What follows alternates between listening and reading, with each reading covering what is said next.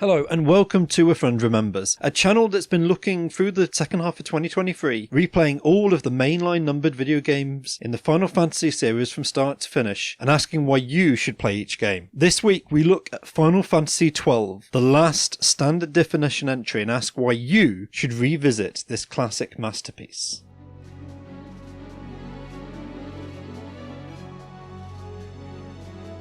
Final Fantasy XII is not my favourite game in the series, but it's in the top 5, definitively. It might even, on a good day, make the top 3. And when I talk to other people who love this franchise, I get a very polarised response to this. There's a lot of people who appreciate it, a lot of people who really see its merits, who like what it does. But the list of people who would put it at the top is vanishingly small, compared to, I think, to all the other games that will always have their defenders and the people singing its accomplishments as the best in the franchise for one thing or another. And it's something I really struggled to put my finger on, because despite being a pre-HD game, despite coming out before graphics and technical wizardry of the modern age were possible, this game is so accomplished and was so hailed for the masterpiece of wizardry of managing to just put all of what it contains together into a cohesive single package that ran smoothly and is just a masterpiece both visually and audibly to look at and hear and listen to and feel. This is a magnificent achievement, and it was a landmark video game back in the age just for how much development and how much work and effort and passion went into designing this product. I think one of the main things that the detractors of this particular game struggle with is they can't work out what to expect or where to place this game regards to their expectations. It does contain the turn-based battle systems of the other three-dimensional Final Fantasy games from 7 to 9.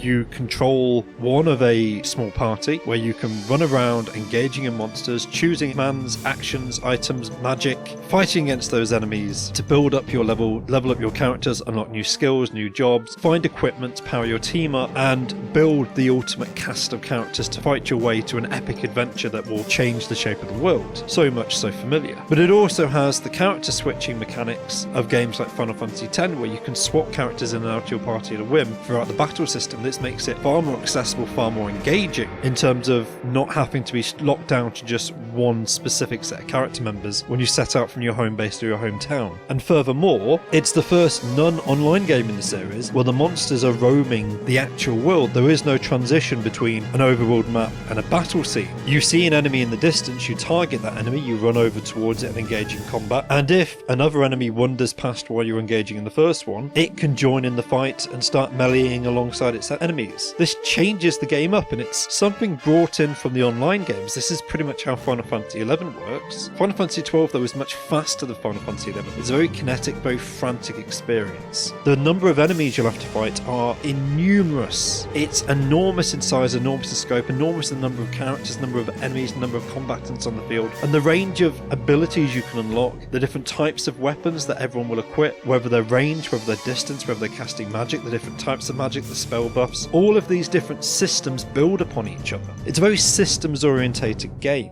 And because all of this is so epic in scope, it had to try and find ways of helping you adjust to the sheer volume of tasks you want to do, which leads to Final Fantasy XII's most controversial feature that causes its detractors to say that to a certain point the game just plays itself. You don't really have to do anything. You will command one of your team members. You can change who your main playable character is at any point in time. You're not restricted to one person being the lead character. You can say, well, for this point in the game I'll control Vaan, and then switch over and make Ashe or Bosch your main character. You're not restricted to only controlling your main character. You can take over the commands of anyone in your party and instruct them to take any particular action they want. But doing this all the time for all the characters would be mind-numbingly difficult and tedious because of the sheer volume of how long these fights go on for and how many enemies can enter the combat. So Final Fantasy XII, the developers came up with the idea of introducing programming. They called it the Gambit system. You can take charge of your AI companions. You can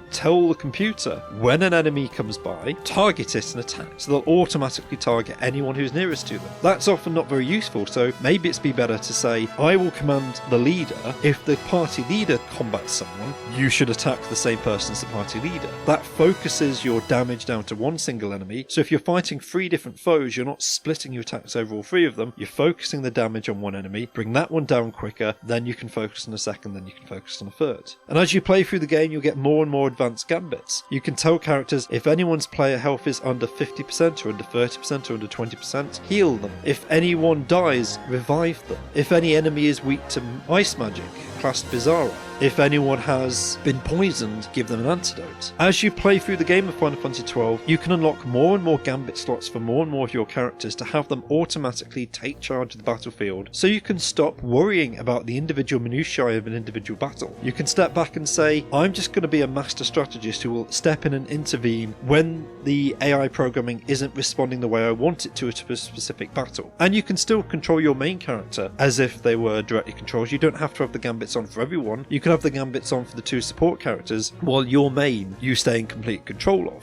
This system is so versatile, so functional, and it's layered on top of, it's additive to the active time battle system that I think players of the Final Fantasy franchise love and adore. But it might be a system and a step too far. It's a layer of complexity that I can completely understand why it would turn some people off. Even people who actually don't mind the idea of a computer taking charge of the support characters might recoil at the idea that they have to manually do the programming themselves. This over-reliance on systems infects almost every aspect of Final Fantasy XII. It even infects the storytelling. I think there's a lot to adore here. I've really picked apart the storyline, the main quest, what the characters are going through, and I think the biggest problem is it's incredibly subtle. Your main characters, they have their own wants, their own needs, their own motivations, their drives, but they're characters who just play a role within a specific political system. The storyline of Final Fantasy XII is embedded in politics of this made-up fantasy world against the war between 2 distant far-off empires that will dramatically reshape the kingdom you start in. All of the characters have deep emotional ties to the storyline. All of them are weighted down by the events. No one here is static,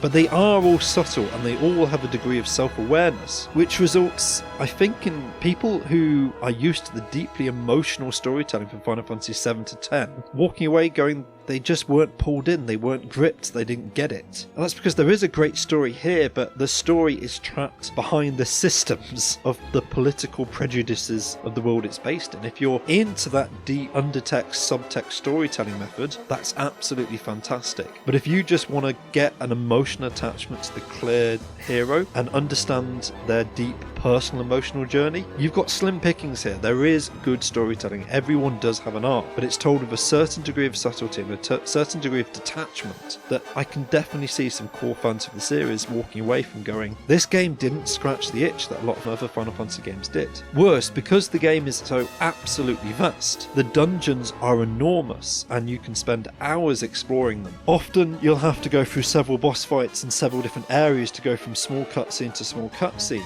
The subtlety of the storytelling is really disserviced by the fact that maybe it could have been an hour and a half between one small nugget of information that moves the plot along and the next time you'll get a slight glimpse into what's going on behind the counter sheets. Final Fantasy XII is so obsessed with its systems that the storytelling is allowed to take a back seat to allow the gameplay to shine through, which, if you don't like the Gambit gameplay, won't work for you. Furthermore, it takes the concept of the sphere grid, which was the method of levelling up the characters from Final Fantasy X, and goes one further. Here though, your characters do have levels. Your health, your HP, your strength and stamina will level up as you use the characters in combat. They'll gain experience points. But on top of that system is another system. As you fight, you'll receive license points and you'll earn new abilities and bonuses using a license grid. This is a checkerbox system where as you move across the grid, you'll unlock new abilities, new skills, gain an allowance to gain access to certain pieces of armor or weapons that you can't use at the start of the game. This system is incredibly versatile in the fact that you can prioritize your characters to gain skills in whatever role you want to assign them. And here's where I'm going to say something I find quite controversial. I prefer the original PlayStation 2 version of this game to the Zodiac Age. This seems to be heresy because all of the people who looked at this re-release, the Zodiac Age is considered a very good remaster. This is a game that originally came out on the PlayStation 2 and it was seen as a little bit controversial, so they fixed some things, they tidied some things up and they rebalanced the gameplay. In the original game, there was one enormous license board, and you could have any character gain any skill or any ability to suit your wishes. Unfortunately, the designers noticed that a lot of players were making every character the same style of gameplay, and then they were accusing the game of just feeling very bland.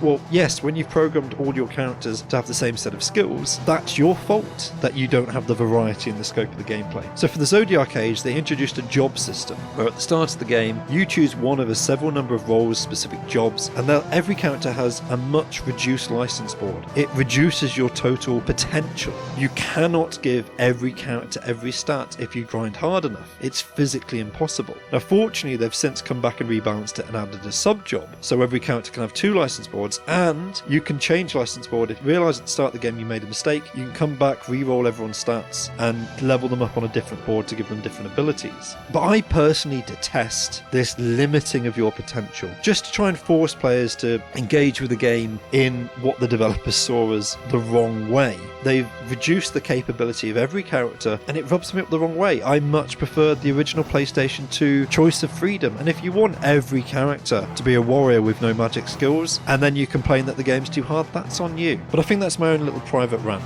Most other people seem to really enjoy the job system that the Zodiac Age introduced. But the license board is just another system. That's separate to the purchase systems, because just because you unlocked the ability to equip weapons or armor or magic skills on the license board, you then need to spend gil, money, in the shops to buy those weapons, those spells. So purchasing the economy of Final Fantasy XII is another system. But you don't get gil from defeating most of the enemies. I mean, it kind of makes sense. When you kill a wolf or a banshee or a tomato in the field, why would it drop money? Why would that polar bear be carrying a wallet full of cash around it? You'll get wolf pelts, you'll get other items. Every enemy will drop something, it just won't be cash. And you'll have to go back and trade that item either for a small rudimentary crafting system or sell it to gain money back at the bazaar back in the city centre. So there's another system here of defeating enemies to get items, combining or selling those items to get money, and then using that money to buy the equipment, and then using the license board to give you the ability to use the equipment on a certain character, and then using the gambit system to program them to be able to utilise the status you built them up. You've got to applaud Final Fantasy XII for being endlessly customisable. It's vast in scope and it gives you all of these tools to overcome it. But I also understand why certain people get turned off from this. They'd say it doesn't give them the intense personal emotional connection to these characters, the storyline doesn't pull them in, the gameplay leaves them just a little bit detached. They're stuck in a world of systems that revolve around each other. And for me, somebody who adores all of these systems, Final Fantasy XII is the perfect game. I wish the characters had a few more cutscenes and were just a little bit more endearing. I think the way the storyline is told is actually really smart, it's really intelligent. The game's just too big, lasts too long, and it's not that it runs out of steam in the second half. I think by 60 or 70 hours in, people are just probably ready to move on to another type of game. It's vast, and I loved every minute of it. And if you play Final Fantasy XII, I hope you do too. But I think you have to have a certain degree of respect and tolerance for overlapping gameplay systems in a way that very few games in this series force you to engage with. Final Fantasy V was the last one that was this overbearing in the job system, and Final Fantasy VIII was the last one that required this degree of micromanaging. I personally think Final Fantasy XII is far better than either of those games, but I do also completely understand if anyone else walked away from this and said, the series has jumped the shark, it's not what it used to be. And that's not true at this stage. Final Fantasy XII contains all of the elements of the early games that I loved. It's just piled so much more on top of it that I think after it was out, the developers realised they were at breaking points. They can't keep adding new things on top. This is as big and as bold and as massive as the cooldown turn-based JRPG genre could get. The series would need a restart. It couldn't go bigger and bolder than this. Yeah, I kind of wish they hadn't, because I love this. I love everything about Final Fantasy XII. Yet, I don't think it does any one thing better than any other game. Every other game has something that I say, this is what the game does, that no other game in the series does better than this. Final Fantasy XII's biggest problem is that it didn't do any one thing better than any other game in the series. What it did do is tie it all together into an extremely cohesive package, where every system works and complements each other. But if there was one thing that another game did that you love, and you realise that Final Fantasy XII's version of it isn't quite as good as that previous game, it can all come tumbling down extremely quickly.